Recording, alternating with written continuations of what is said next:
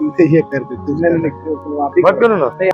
अस्सलाम वालेकुम guys, welcome to SK Motors. आज एसके मोटर्स से 2025 मॉडल एलपीजी सेल हो रही है। हमारे देवी सिंह साहब ले रहे हैं। साहब बहुत बहुत मुबारक।